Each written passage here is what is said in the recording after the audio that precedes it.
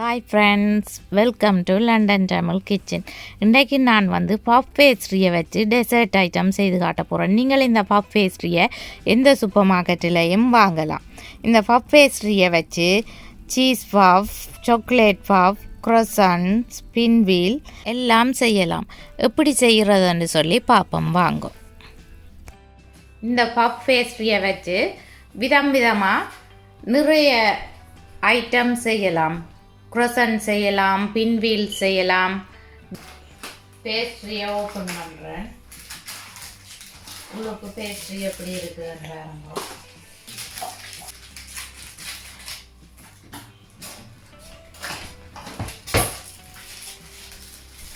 இப்படி ஒரு பேக்கெட்டுக்குள்ளே வர்றது, உள்ளுக்கு ஒரு சீட்டுக்குள்ளே சுற்றி வச்சு தான் வருது.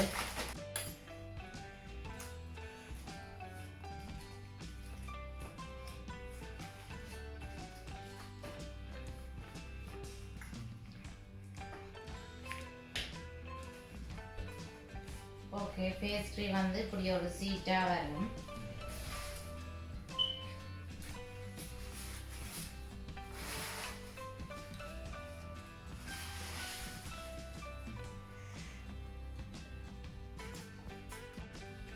இனி சதுர துண்டுகளாக வெட்டி எடுக்க போகிறேன்.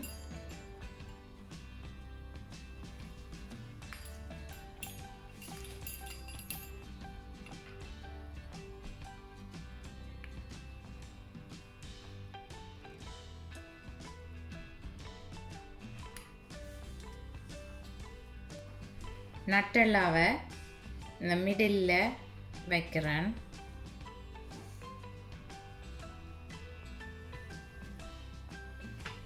வச்சுட்டு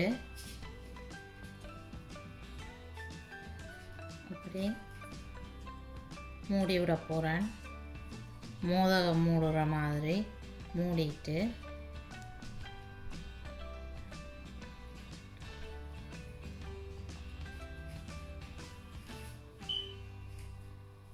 இப்படி அமர்த்தி விட போகிறேன்.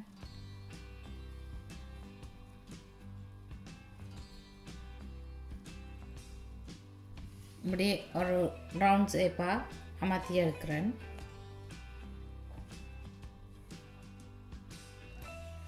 இப்படி கட் பண்ணி விட போகிறேன்.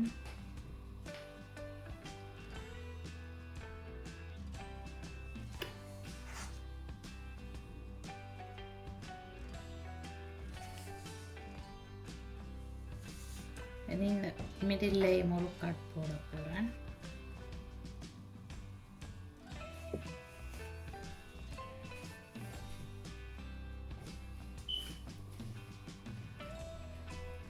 மிடில் கட் போட்டுட்டு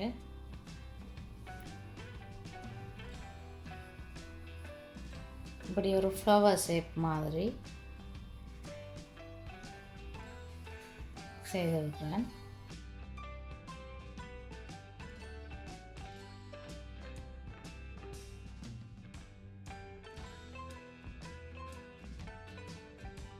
பேஸ்ட்ரியில் ஒரு டிசைன் செய்தாச்சு. இனி அவனுக்கு வைக்கக்கூடிய ரேயோண்டில் க்ரீஸ் ப்ரூஃப் பேப்பர் போட்டுட்டு அதுலேயும் ஆயில் அல்லது மாயரின் அல்லது பட்டர் பூசிட்டு இதை வைக்கிறேன். இனி பீட் பண்ணி வச்சிருக்கிற எக்கை இப்படி மேலே பூசி விட போகிறேன்.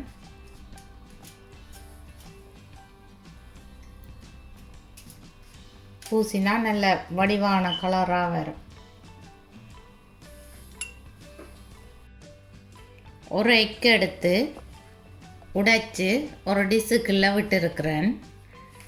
மஞ்சள் கரு தான் வேணும். இப்போ மஞ்சள் கருவை எடுக்க போகிறேன். ஒரு எம்டி தண்ணி பாட்டில் எடுத்து வச்சுக்கிறேன். இந்த தண்ணி பாட்டிலால் தான் இந்த மஞ்சள் கருவை எடுக்க போகிறேன்.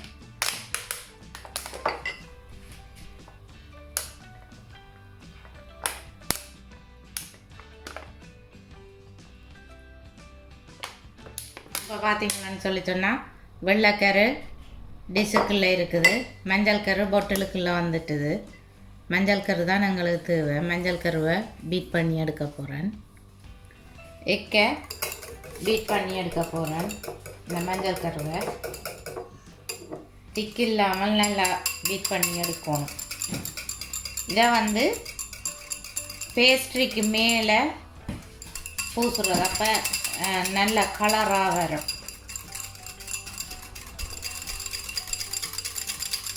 நீங்கள் விருப்பம்னு சொல்லி சொன்னால் ஹோலேக்கையும் யூஸ் பண்ணலாம். ஹோலேக் பூசினாலும் மேலே நல்ல ப்ரௌன் கலராக வரும். இதை பேஸ்ட்ரிக்கு மேலே பூசினா நல்ல கலராக வரும்.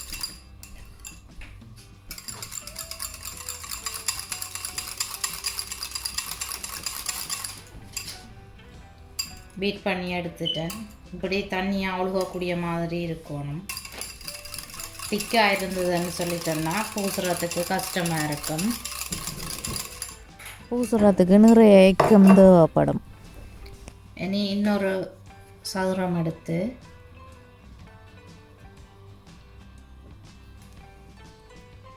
இப்படி கட் பண்ணுவேன்.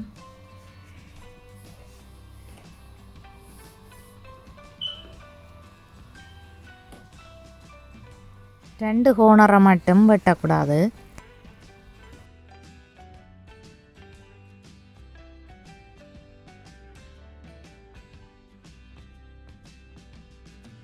$200 grams soft cheese, 1 teaspoon vanilla தேவை, 50 grams சீனி எடுத்து வச்சுக்கிறேன். இனி இந்த சீனிக்குள்ளே சீஸை ஆட் பண்ணுறேன்.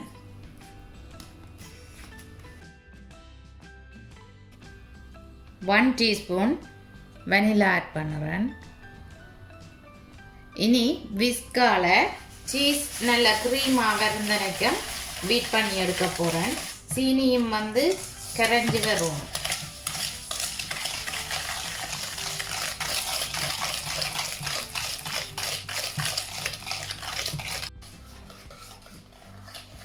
சீஸை இப்படி நல்லா க்ரீமியாக வரத்தக்கதா அடித்து எடுத்துட்டோம்.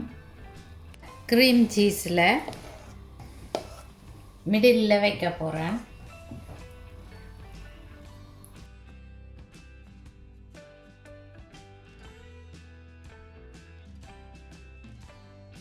வச்சுட்டு மேலே எக் பூசி விட போகிறேன். சீஸ் இருக்கிறதுக்கு பூச தேவையில்லை, வெளிப்பக்கத்துக்கு பூசி விட போகிறேன்.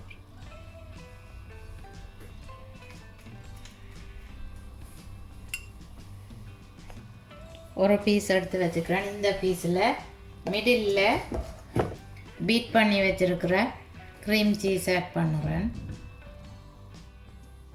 ஆட் பண்ணிவிட்டு இப்படி ரெண்டு கோணரையும் இப்படி மடித்து விட போகிறேன்.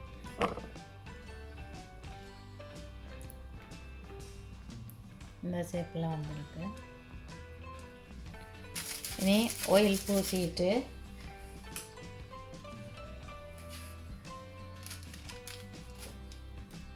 பேஸ்ட்ரியை வச்சுட்டு மேலே எக் பூசி விட போகிறேன்.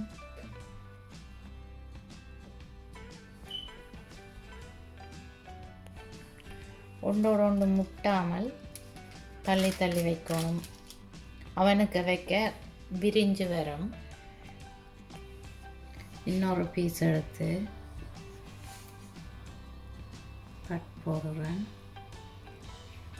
இப்படி 4 சைட்டும் போட்டுட்டு இப்படி மிடில்லையும் போட போகிறேன்.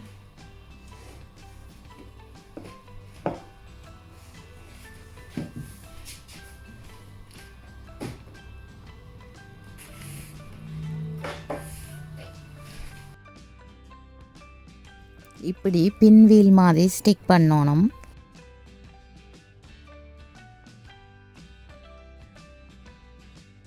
மிடில் நீங்கள் உங்களுக்கு விருப்பமான ஜாம் அல்லது சாக்லேட் போடலாம்.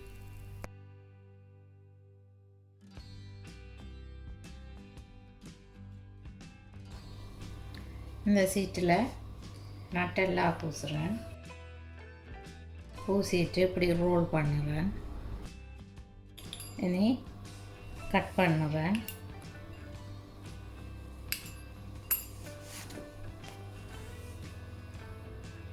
இப்படி மிடில் அமர்த்தி ரவுண்ட் ஷேப்பாக எடுக்க போகிறேன்.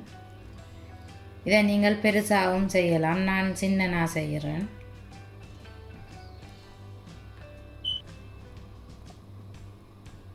க்ரோசன் செய்கிறதுக்கு கொஞ்சம் பெரிய பீஸாக வெட்டி எடுக்கிறேன்.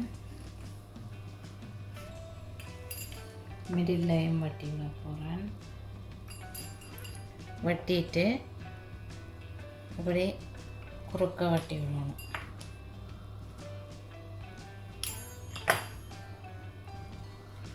இப்படி ஒரு முக்கோண பீசஸாக வரணும். இதை நாங்கள் ஷேப்பாக தட்டி எடுப்போம்.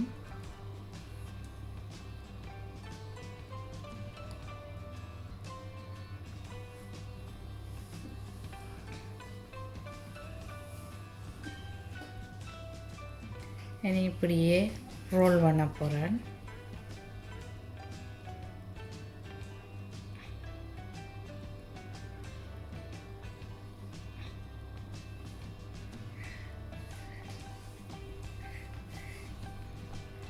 ரோல் பண்ணிவிட்டு இப்படி வளைச்சி விட போகிறேன். இதுதான் க்ரோசன்ஸ். குக்கிங் சாக்லேட் எடுத்து வச்சுருக்கிறேன். இந்த சாக்லேட்டை க்ரோசன்ஸ் இந்த மிடில் வச்சு சாக்லேட் க்ரோசன்ஸ் செய்ய போகிறேன். குக்கிங் சாக்லேட்டை கட் பண்ணி வச்சுருக்கிறேன்.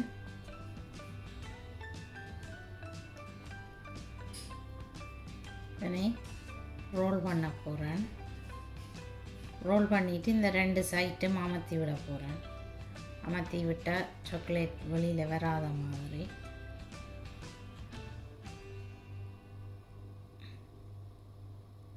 ரோல் பண்ணுறேன்.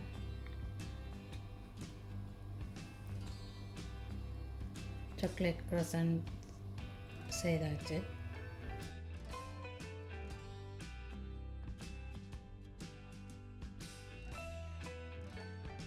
சைட்டை மடித்து விடுறேன் 4 பக்கமும்.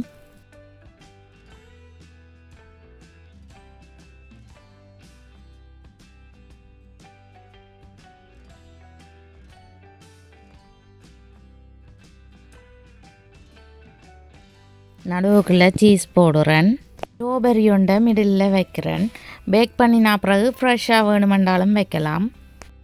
எக் வாஷ் போடுறேன். 200 டிகிரி செல்சியஸில் ஃபேன் செட்டிங்கில் விட்டுருக்கிறேன். 10 மினிட்ஸ் ப்ரீஹீட் பண்ண விட போகிறேன். 10 மினிட்ஸ் ஆகுது. நான் இனி அவனுக்கு வைக்கிறேன். மிடில் ரேக்கில் வைக்கிறேன். 10 மினிட்ஸ் பேக் பண்ண விட போகிறேன். 10 மினிட்ஸ் ஆச்சுது. இப்போ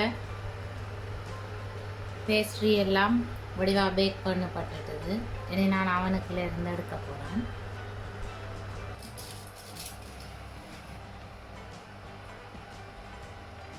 இனி 10 மினிட்ஸ் ஆற விட போகிறேன். ஆற விட்ட அப்புறம் தான் சாப்பிடலாம். இந்த பேக்கிங் இன்ஃபர்மேஷன் வந்து நீங்கள் வாங்குகிற பஃப் பேஸ்ட்ரியில் இருக்கும். இதில் பார்த்தீங்கன்னு சொல்லி சொன்னால் அவன் cook from chill 10 to 12 minutes. 10 மினிட்ஸில் பேக் பண்ணப்படாட்டி நீங்கள் இன்னும் 2 more மினிட்ஸ் விடணும்.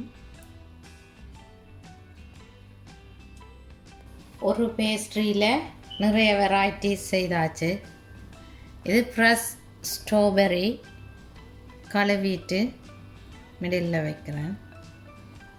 ஒன்று பேக் பண்ணின வடி வச்சுருக்கிறேன், ஒன்று ஃப்ரெஷ்ஷாக வச்சுக்கிறேன். நீங்கள் உங்களுக்கு எது விருப்பமோ அப்படி வைக்கலாம். நீங்களும் பஃப் பேஸ்ட்ரியை வாங்கி இப்படி செய்து பாருங்க.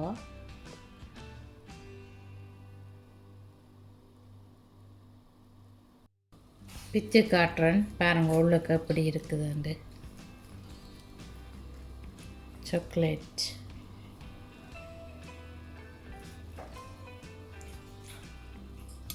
உங்களுக்கு இப்படி மேல் பக்கம் இப்படி டார்க் கலராக வர தேவையில்லைன்னு சொல்லி சொன்னால் நீங்கள் தனியாக எக் ஜெலோ மட்டும் யூஸ் பண்ணாமல் எக் ஜோக் மட்டும் யூஸ் பண்ணாமல் நீங்கள் வந்து ஹோல் எக்கை யூஸ் பண்ணலாம். நீங்களும் பஃப் பேஸ்ட்ரியில் இப்படி டிசைனாக செய்து பாருங்கோ. என்னுடைய வீடியோ பார்த்ததுக்கு ரொம்ப ரொம்ப நன்றி. என்னுடைய சேனலை சப்ஸ்கிரைப் பண்ணின எல்லோருக்கும் நன்றி. மீண்டும் இன்னும் ஒரு இன்ட்ரெஸ்டிங்கான ரெசிபியோட உங்களை சந்திக்கும் வரை உங்களிடமிருந்து விடைபெறுவது உங்கள் மதி. பாய்.